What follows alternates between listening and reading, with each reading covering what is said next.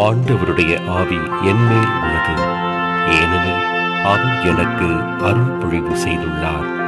ஏழைகளுக்கு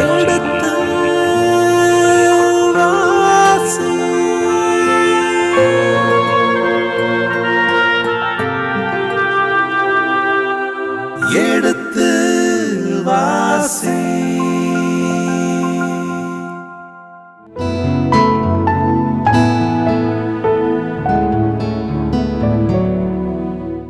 இனி இதயங்களே எடுத்து வாசி நிகழ்ச்சியில் சாமுவேலின் முதல் புத்தகத்துடனான விவிலிய விளக்கங்களுக்கு செவிமடுத்துக் கொண்டிருக்கின்றோம்.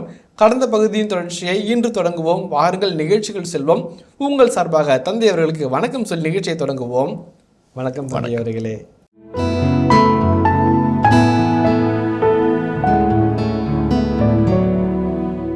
திருப்பாட்டூர் அழகாவசியம், போருக்கு நீ குதிரையை பழக்கலாம், ஆனால் வெற்றி ஆண்டவரால் தான் வரும். ரொம்ப அழகான வசனங்க.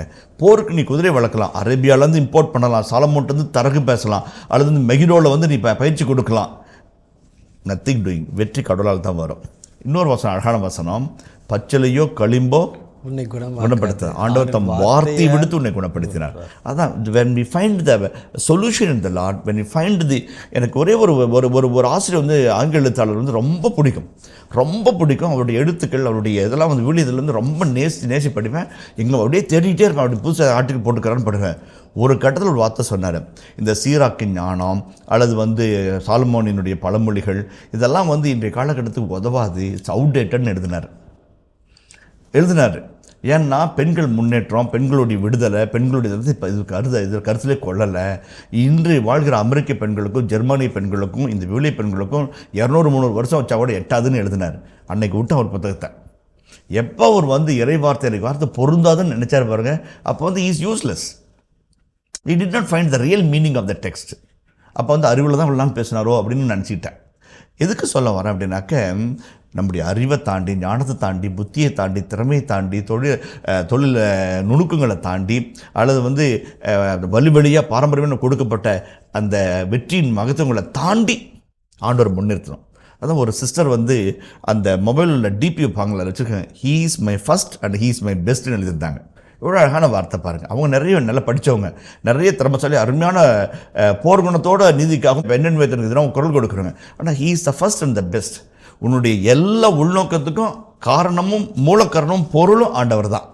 அப்போ தான் வந்து நம்ம வார்த்தைப்பாடு வந்து வாழ்க்கைப்பாடாக மாறுது. இல்லைன்னா வார்த்தைப்பாடாக தான் இருக்கும் இல்லைங்களா? அதான் he centered himself in the Lord. அந்த இந்த லார்டு வந்து ரொம்ப அழகான வார்த்தை. இதே மனநிலையை தான் வந்து பவுலடிகளார் அழகாக சொல்வார். வலுவூட்டுவரின் துணையை கொண்டு எதையும் நான் சந்திக்க எனக்கு ஆற்றல் உண்டு. அதோட அர்த்தம் இந்த கிரேக்க மொழியில் வந்து என் கிறிஸ்தோ, ஏஇஸ் கிறிஸ்தோ என்று ஒரு 2 வார்த்தை இருக்குது. பவுலடிகளார் வந்து என் கிறிஸ்தோ அப்படிம்பார், கிறிஸ்துவுக்குள் வாழ்வு என்று அந்த வார்த்தையை அடிக்கடி பயன்படுத்துவார். ரோமியர்கள் திருமுறையில், கலாத்திர திருமுறையிலும் கிறிஸ்துவுக்குள் என்ன அப்படின்னு சொல்லி கிறிஸ்துவுக்குள் வாழ்வுன்னு சொல்லி அடிக்கடி சொல்வார். எங்களுடைய பேராசிரியர் லூசியன் லெக்ரான் தந்தை அவர்கள் சொல்லுவாங்க, இந்த என் கிறிஸ்தோ என்பது இன் கிரைஸ்ட் என்று நாங்கள் மொழிபெயர்த்திருக்கிறாங்க. ஆனால் பவுலுடைய மனநில் இருந்ததுனாக்க not in Christ, into Christ அப்படின்னு அழகாக ஒரு கட்டுரை எழுதியிருப்பார். ரொம்ப அழகாக, it is not in Christ, into Christ. இயேசுக்குள் இல்லை, இயேசுக்கு உள்ளுக்குள்ளாக அந்த வாழ்வு, மகிழ்ச்சி, மன்னிப்பு, அந்த கிறிஸ்துவுக்குள்ளாக, கிறிஸ்துவில் இல்லை கிறிஸ்துவுக்குள்ளாக என்ன ஒரு மொழிபெயர்ப்பு சொல்லணும் அப்படின்னு ஒரு வாதிட்டு ஒரு கட்டை எழுதியிருக்கிறார். அதுதான் இந்த கிறிஸ்துவுக்குள்ளாக, இயேசு ஆண்டவருக்குள்ளாக அந்த தாவீதை மறந்தார். அந்த தான் வந்து தாவீதை வந்து அப்படியே தூக்கிட்டு போய் நிற்க வைக்கிது. எதுக்காக சொல்கிறேன்னா, அடுத்த ஒரு நிகழ்வை பாருங்கள். அவர் தாவீதுடைய செயல்பாடு, அவருடைய மதியுக எண்ணம், அவருடைய திறமை, அவருடைய பரந்த மனப்பான்மை, அவருடைய சின்ன சின்ன காரியங்களை வச்சுமே அவருடைய ஒரு சின்ன நூல் பிடிச்சி அந்த கோட்டையே தகர்க்கிறோட தன்மை பின்னாடி பார்ப்போம். அது வருவோமே. இந்த 30ஆம் அதிகாரம் 7ஆம் வசனத்தை வாசிங்களேன். பின்பு தாவீது அகிமெலக்கின் மகன் குரு அபியாத்தரிடம் ஏப்போதை என்னிடம் கொண்டு வாரும் என்று கூறவே அபியாத்தர் ஏப்போதை தாவீதிடம் கொண்டு வந்தார். அப்பொழுது தாவீது, நான் கொள்ளை கூட்டத்தாரை பின்தொடரட்டுமா, நான் வெற்றி கொள்வேனா என்று ஆண்டவரிடம் வினவினார். அதற்கு அவர், பின்தொடர், நீ வெற்றி அடைவது உறுதி, சிறைப்பட்டோரை மீட்பதும் உறுதி என்று பதிலளித்தார். ஓகே, இந்த 7ஆம் வசனம் 8ஆம் வசனம் ரொம்ப அழகான ஒரு வசனங்கள். இதில் வந்து சொல்லப்பட்டது ஒன்று, சொல்லப்படாவிட்டது பல. இது வந்து 3 செய்தி உற்று பார்த்தோம்னா நமக்கு கிடைப்போம். முதலாவது, தாவீது வந்து செய்தி கேட்குறாரு. மனைவியரை, குழந்தைகளை, ஆடு மாடுகளை, மோபல் ப்ராப்பர்ட்டி எல்லாத்தையும் தூக்கிட்டு போயிட்டாங்க. நகரத்தை கிரையாச்சிட்டாங்க. 3 சான்ஸ் தாவீதுக்கு இருந்துச்சு. ஒன்று, டேய் எனக்கு இப்படி ஆச்சுடா, பங்காளிங்களா வாங்கடா அப்படின்னு சொல்லி தன்னுடைய இஸ்ராயல் மக்கள் இனத்தாரை சண்டையெல்லாம் விட்டு வெக்கத்தெல்லாம் விட்டு வாங்க போராடுவோம் அமலிக்கிற will go effort common enemy. முதலாவது. இரண்டாவது என்ன பண்ணலாம், ஆக்கிஸ்ட்டு சொல்லிட்டு, பிலிஸ்தர்களே நீங்கள் வந்து உதவுங்க, உங்களை என் பொண்டாட்டி பிள்ளைங்களாம் விட்டுட்டு அந்த நாட்டு வீட்டெல்லாம் விட்டு உங்களுக்காக தான் நான் வந்தேன், எனக்கு ஒரு ஆபத்து, வந்து உதவ மாட்டிங்களா, வாங்க கூப்பிட்டுருக்கலாம். மூணாவது, அவருக்கே உரிய தனிப்பட்ட பாணியான கடவுளை நம்பலாம். அது மூணாவது அர்த்தத்தை எடுத்துக்கிறார்.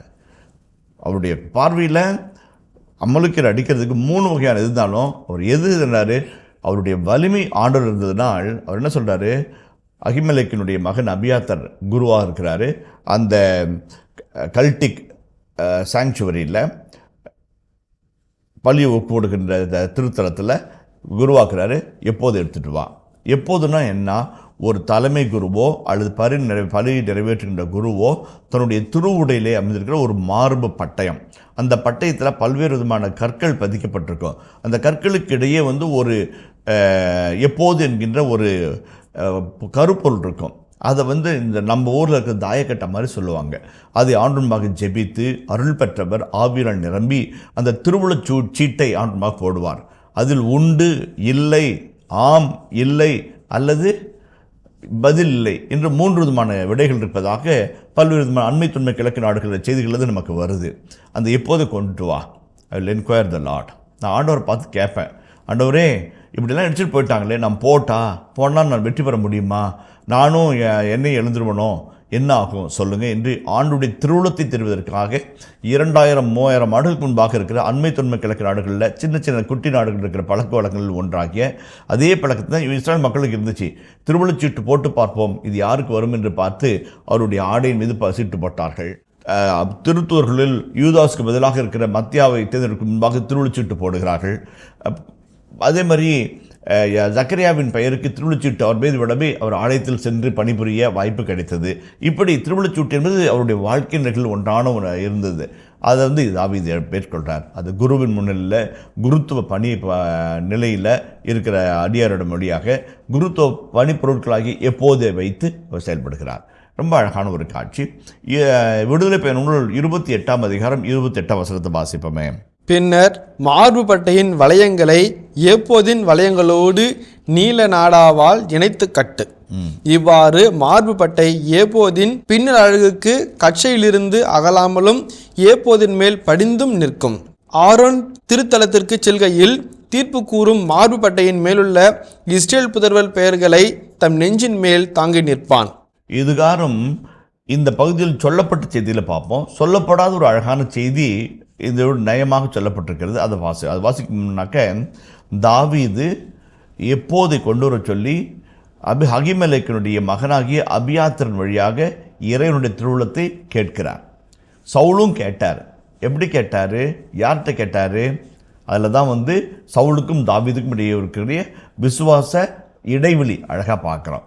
சவுல் வந்து நம்ம 1 சாமுவேல் 28ஆம் அதிகாரத்தில் செஞ்சது போல் எந்தோர் என்ற நகரில் இருக்கிற ஒரு மாய மந்திரங்கள் பிசாசுகளோடு உறவாடுகிற ஒரு பெண்ணை சந்தித்து அவள் வழியாய் சாமுவேல் நாவை திருப்பி வர வைத்து உரையாடுகிறார். அவர் சாமுவேல்கிட்ட பேசலை, மாறாக ஆவிகளோடு பேசியதனால் தோராவினால் தடை செய்யப்பட்ட ஒரு காரியத்தை, ஆண்டுடைய கண்களில் தீயதான ஒரு காரியத்தை அவர் செய்தார்.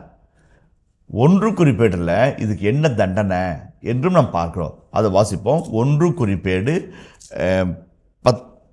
10ஆம் அதிகாரம் 13-14 வசனங்கள். இவ்வாறு சவுல் தம் துரோகங்களை முன்னிட்டு மடிந்தார். அவர் ஆண்டவர் கட்டளையை கடைபிடிக்காமல் அவருக்கு துரோகம் செய்தார். மேலும் இறந்தோர் ஆவியிடம் ஆலோசனை கேட்டார். ஆனால் ஆண்டவரிடம் ஆலோசனை கேட்கவில்லை. ஆகையால் ஆண்டவர் அவரை சாகடித்து அவர் அரசை ஈசாயின் மகன் தாவீதுக்கு கொடுத்தார். பாருங்க, எல்லா வகையிலையும் தாவீது மேன்மையானவராய், இறை அச்சம் கொண்டவராய், இறை வழியில் நடப்பவராய், தோரா என்கின்ற தோரா சட்டத்தை அனுசரித்து நடக்கிறவராய், அதன் வழியில் நடக்கிறவராக இருக்கிறாரு. நமக்கு நல்ல ஞாபகம் இருக்கும். இணைச்சட்ட நூல் 17ஆம் அதிகாரம் 17 முதல் 20 வார்த்தைகளில் உங்களில் ஒருவனை உங்களுக்கு அரசனாக ஆக்குவேன். அவன் அல்ல ஒரு முக்கியமான காரணம்னாக்க திருச்சட்டத்தை தன் கையில் வைத்திருப்பான், ஒவ்வொரு நாளும் வாசிப்பான். எதுக்கு வாசிக்கிறது? கேட்டு அவனுடைய திட்டத்தை புரிஞ்சு அதன்படி தான் நடக்கணும், மக்கள் வழி நடத்தணும். தாவீது ஒரு இக்கலான ஒரு சூழ்நிலையில் என்ன முடிவெடுக்கிறது? இங்கே போகலாமா, இங்கே போகலாமா, அங்கே போகலாம். அப்போ எப்போதை கொண்டு வா என்று சொல்லி ஆண்டுடைய திருவிழத்தை கேட்குறார். தாவீதுக்கு அந்த குணம் இருக்குது.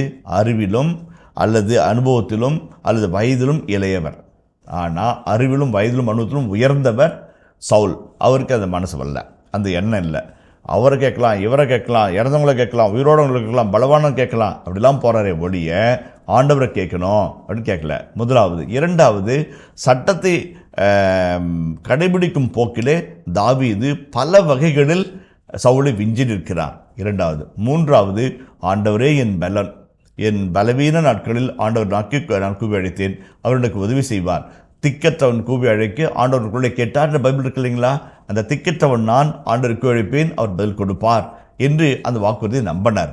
அதான் இந்த 2 பேர்களுடைய இந்த பிபிலிய இணைச்சட்ட வரலாற்றுடைய நூல் ஆசிரியர் மிக அழகாக இந்த பக்கமும் 2 மனிதர்கள் நிறுத்தி யார் கரெக்டு நீங்கள் டிசைட் பண்ணுங்கள் என்று அழகாய் சொல்லாமல் சொல்லுகிறார். அது ஒரு அன்பான நிகழ்வாக அந்த பகுதியை அமைக்கிறது.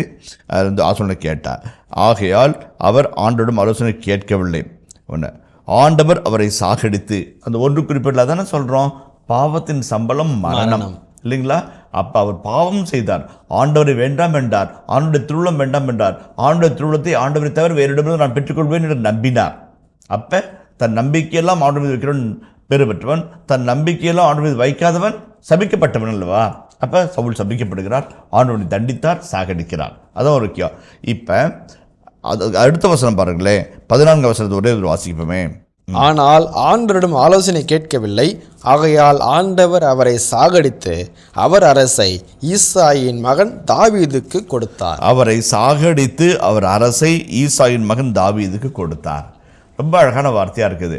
இப்போ சவுல் சாவதற்கும் அந்த சாம்ராஜ்யம் சரிந்து போவதற்கும் அந்த கனவு கோட்டை தவிடுபடி ஆவதற்கும் என்ன ஒரு காரணம்? ஆண்டவரை நம்பவில்லை, ஆண்டிடம் ஆலோசனை கேட்கவில்லை, ஆண்டுடைய வழிகளில் சொல்லும் சட்டத்தை அவர் அனுசரிக்கவில்லை இல்லைங்களா? ஆக அவர் மனிதர். இப்போ வந்து ஒரு சின்ன குறி கேட்டதா அப்படின்னு நம்ம நினைக்கிறோம். ஆனால் அது எவ்வேற்பட்ட ஒரு முடிவுக்கு இழுத்து கொண்டு போவது ரொம்ப முக்கியமான ஒரு காரியம், மிக முக்கியமான ஒரு காரியம். சில சமயத்தில் அன்றாட வாழ்க்கையில் கூட வந்து சின்ன சின்ன முடிவுகளை கரெக்டாக தெளிவாக நம்ம எடுக்கல அப்படின்னாக்க பெரிய காரியங்களை விழுந்து போவோம் என்பது மிக முக்கியமான காரியம்.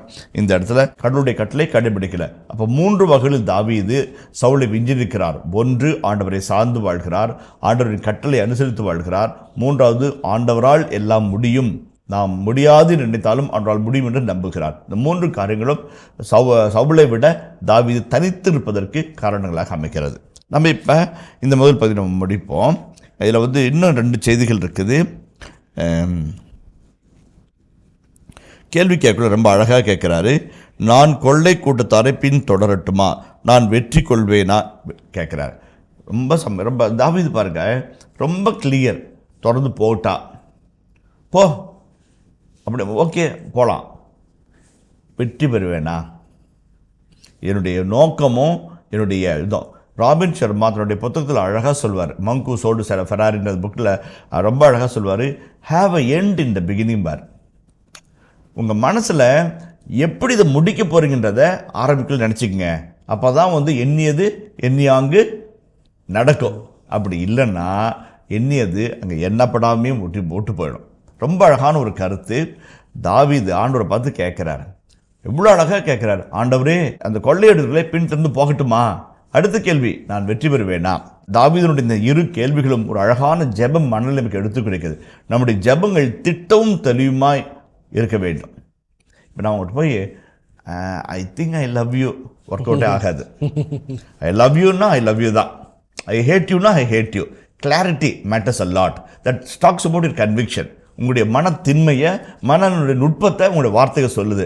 ஆண்டோட போய் கிடைக்குமா, கிடைக்காதா, கொடுப்பாரா, கொடுக்க மாட்டாரா, ரொம்ப கஷ்டம். ஆண்டோரோடு நீங்கள் உருவாடுகிற மொழி நிலைய, உறவு நிலைய, அதே போல் உணர்வு நிலைய அப்பப்போ சோதிச்சு பார்த்துக்கிட்டே இருக்கணும். அந்த மொழி நடை கையேந்து நிற்கிற சாமி, நீ கையிட்டு கொடுங்க, அது ஒரு பக்குவம்.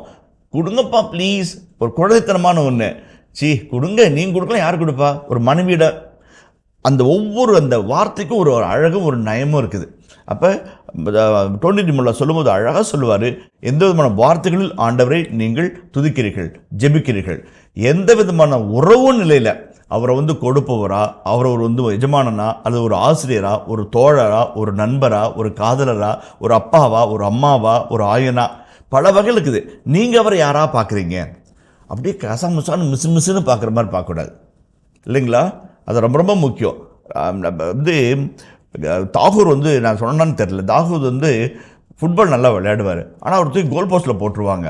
கோல் போஸ்ட்டில் போட்டால் ஜெயிக்கிறாங்களோ இல்லையோ ஒரு நிறைய கோலை விட்டுருவார். எல்லாம் திட்டுவாங்க, போடா நீ கோல் போடுறது எப்போ பார்த்தா தோத்துக்கிட்டே இருக்கிறோம் அப்படின்னு சொல்லுவாங்க. தாகூர் யோசிச்சாராம், நம்ம நல்லா தானே பார்க்குறோம், ஆனால் பால் கரெக்டாக தெரிய மாட்டேங்குன்ட்டு டாக்டர்கிட்ட போய் செக் பண்ணாங்களாம். பார்த்தா அவருக்கு கிட்ட பிரச்சனை ஆகுது. கரண்ட் போட்டாரா, அப்போ தான் கிளியராக தெரியுது. பாலில் பிரச்சனை இல்லை, நம்மளுடைய திறமையில் பிரச்சனை இல்லை, பார்வையில் பிரச்சனை, கிளாரிட்டியே கிடைக்க மாட்டேங்குது, ஏன்னா ஃபோக்கல் இல்லை. அப்போ நம்ம ஜபத்தில் கிளாரிட்டி இருக்கணும். அந்த வார்த்தை, உறவு நிலை, மொழி நட, ஈவன் சொல்கிறாங்க பாடி லாங்குவேஜ் கூட முக்கியம்னு சொல்கிறாங்க. பாடி லாங்குவேஜ் முக்கியம் சொல்கிறாங்க. அந்த ஜபம் ஒரு ஆளுமை, ஒரு கவர்னண்டல் ரிலேஷன் கூட சொல்லுவாங்க. அதுக்கு தான் முக்கியம். தாவீது ரொம்ப அழகாக, அப்படி ஜபங்கள் எல்லாமே ரொம்ப அழகாக இருக்கும். இவன் ஒரு அந்த சிங்கத்தோடு பெரியால, அந்த கரண்ட்டு பெரியால, அது வாய் கிழிச்சே வாட்டை காப்பாற்றுவேன், இவனை பிச்சு போகிறேன் பாருங்க. எவ்வளோ ஒரு அழகான ஒரு உறுதியான ஒரு மனநிலை அழகாக சொல்வார், இல்லைங்களா? ரொம்ப அழகாக சொல்வார். அந்த சிங்கங்களுக்கும் கரடிகளுக்கும் தப்பித்த ஆண்டவர் இவனிடமிருந்து தப்பிப்பார். அழகாக சொல்கிறாரு, இல்லைங்களா? ரொம்ப அழகாக. அதான் இப்போ பண்ணுற ஜபமும் கூட அதேமாதிரி திருப்பாடல் 51, அது அவருடைய பின்னணி சொல்கிறேன். எவ்வளோ அழகாக ஜபிப்பார், அவ்வளோ அழகாக வார்த்தையோட பாவநிலையிலேயே என் தாய் என்னை கருவுற்றாள், இல்லைங்களா? ஈசோப்பில் என்னை கழுவும், ரொம்ப அழகாக ஜபிப்பார். நொறுங்கிய தாழ்வுற்ற உள்ளமே நீர் விரும்பும் உன்னதமான பலி, ரொம்ப அழகாக அப்படி தெளிவாக திட்டுவார். இந்த தாவீதுடைய இந்த 2 கேள்விகளும் எப்போதை வச்சு அவர் ஜெபிக்கிற ஜபம், ஆண்டவரை கேட்கிற விதம், நம்முடைய ஜபத்தை தட்டி பார்க்கணும். 3 சின்ன காரணம் இப்படியே சொல்லிட்டு போயிடுறேன், நான் அவர்களே சொல்லிடுறேன். ஒன்று இன்றைய காலகட்டத்தில் அழைத்தல் வாழ்விலும் சரி, அல்லது அன்றாட வாழ்வில் மக்களுடைய நிலையிலும் சரி, they believe more in politics than prayer. அதுதான் முக்கியமாக இருக்குது. பாலிடிக்ஸ் பண்ணி சாதிக்கலாம்னு நினைக்கிறவங்கள விட ஜபம் பண்ணி சாதிக்கலாம்னு நினைக்கிறவங்க ரொம்ப ரொம்ப கம்மியாகிட்டு வராங்க. சில சமயத்தில் அது உண்மையாகவும் போது, அது அதை விட அவ்வளோமான இல்லை. இந்த நம்பிக்கைக்கு கொஞ்சம் பேர் எரு போட்டு தண்ணி ஊற்றுறாங்க பாருங்கள், அவங்கள யூதாஸோட மோசமாக தண்டிக்கணும். பாலிடிக்ஸில் கூட நம்ம ஜெயிச்சிடலான்னு ஒரு நம்பிக்கை ஒரு சில வெள்ளத்தில் விதைக்கிறாங்க பாருங்கள், ஒரு நப்பாசை காமிக்கிறாங்க பாருங்கள், அது இந்த ஜெபிக்கிறவங்களோட மோசமானவங்க. அதுதான் many things are done by politics than by ப்ரேயர்னு ஒரு நம்பிக்கையை அப்படியே கொடுத்துக்கிற ஒரு மோசமான ஒரு காலகட்டத்தில் வாழ்ந்துட்டுருக்கிறோம். தாவீது அழகானவர், அரசியலுக்குள்ளாக ஆண்டவரை பார்க்கிறவர். நம்ம ஜபத்துக்குள்ளாக அரசியலை பார்க்குறோம், அவர் அரசியலுக்குள்ளாக ஆண்டவரை பார்த்த ஒரு நல்ல மனிதர். திட்டம், தெளிவு, மன நுட்பம், மன வலிமை, நம்பிக்கை, வாக்குறுதி. அதான் திருப்பாடல் 18 ரொம்ப அழகாக 8 அருவங்கள் அப்படியா கடகடனை அடுக்கி வச்சு ஆண்டவரை துதிக்கிற ஒரு நல்ல மனசை நம்ம பார்த்தோம். அதுதான் அந்த மண்ணில் வரணும். We have to check our vocabularies of prayer, we have to check our relational aspect of prayer. அதே ரொம்ப அழகாக நம்முடைய மனநிலையை நம்ம ஜபங்கள் பிரதிபலிக்குது. அதை நம்ம புரிஞ்சுக்க கரெக்டாக.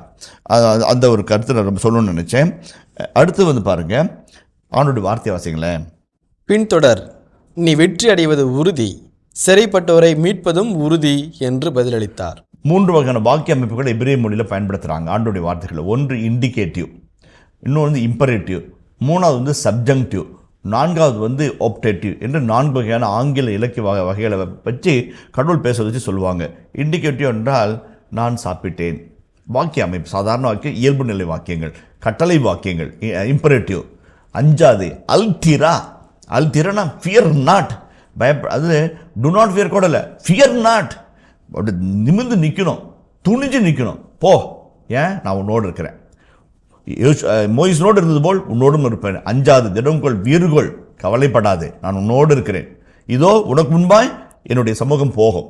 அதுதான் அந்த கடவுளுடைய வாக்கியம், அது இம்பரேட்டிவ். இன்னொன்று சப்ஜெக்டிவ், நீ உன் ஆண்டவராக கடவுளையே முழு உள்ளத்தோடும் முழு வலிமையோடும். அது லைட்டாக அந்த மே யூ அது ஒரு அழகாக இருக்கும். அது ஒரு சப்ஜெக்டிவ் மூடணும். ஆப்டேட்டிவ் இஃப் ஐ வேர் அப்படிம்போம். அப்போ வந்து நான் ஆண்டவரே உங்கள் திருத்தலத்தில் வாழ்கிற ஒரு நாள் வேறிடம் வாழ்ல 1000 நாட்கள் அந்த மாதிரி இந்த 4 வகை ஆண்டவர் பயன்படுத்தி எப்பயுமே வந்து ரொம்ப அழகாக அப்படி உறுதி விட்டுக்கிற பலப்படுத்துகிற கட்டி எடுப்புகிற வார்த்தைகளை தான் பேசுவார்.